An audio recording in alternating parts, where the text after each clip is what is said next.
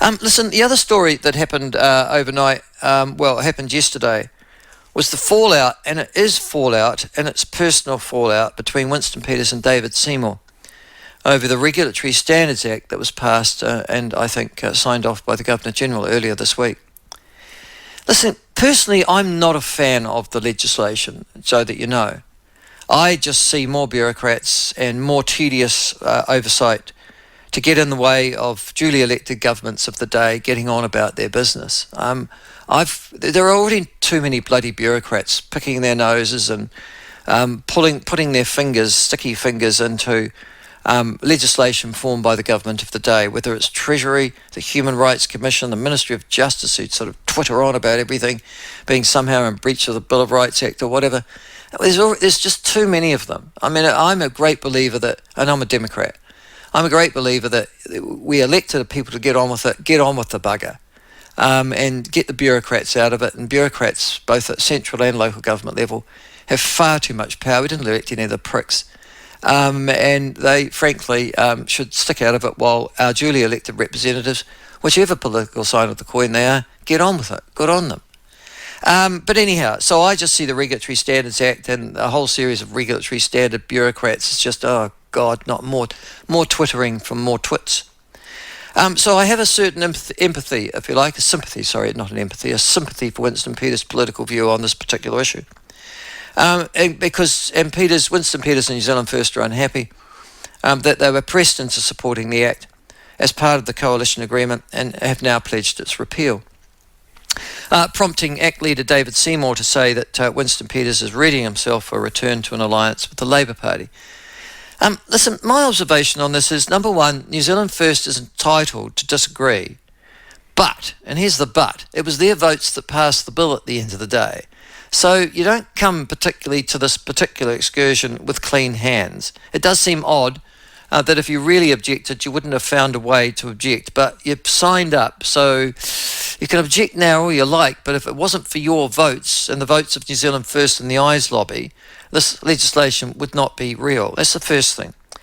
Second, David Seymour's response is immature. It's immature. It's politically and personally denigrating of Winston Peters. It's not needed. And it displays, I think, still what I thought had been buried, and that is a personal antipathy between the 80-year-old New Zealand First leader, who's really at the end of the day an economic and social conservative, old-fashioned National Party really, is Winston Peters, and the more libertarian and hands-off the economy man, David Seymour. It's not a good look for coalition unity, and I'll say that to you now. And I'll tell you also, David Seymour and Winston Peters, you play this game for the next 12 months, you won't be the government. You won't be in any coalition at the next election.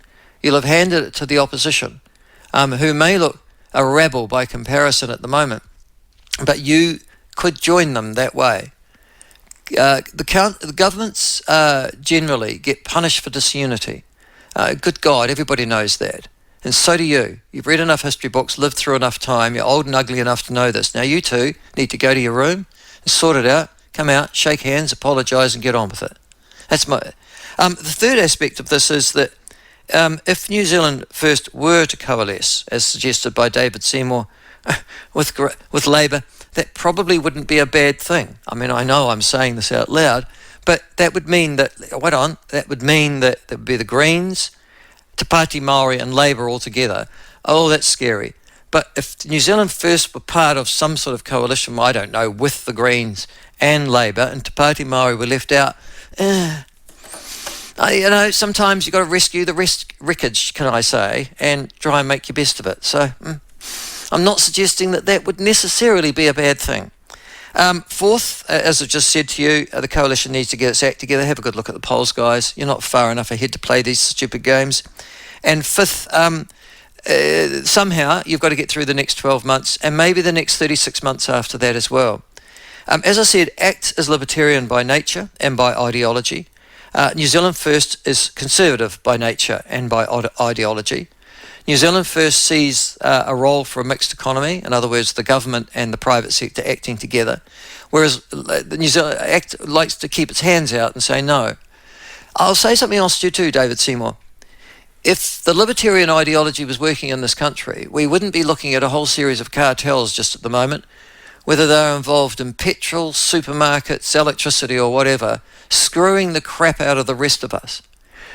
Corporate New Zealand is losing its argument as a good corporate citizen in this country, can I say, as a good citizen in this country.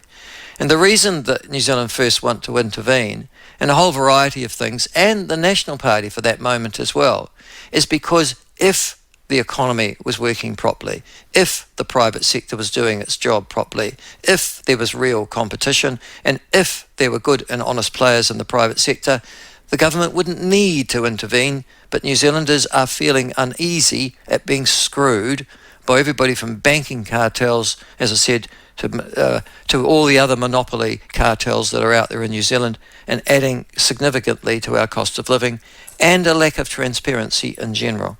I sometimes think New Zealand's not big enough to have a true private sector economy with all the competition that goes with it. It's always going to require government to play a role. The question is, where does that role go? So, there you go. If I was your parents, Winston Peters and David Seymour, you would get a smack on the bum, both of you. You'd be sent to your rooms, and you would be told when you've calmed down and when you're in the right mind, and if you feel like tea, because you won't be getting any until, you'll shake hands with your brother and sit down and behave normally from henceforth. Do you understand? And that's from all of us. Thank you.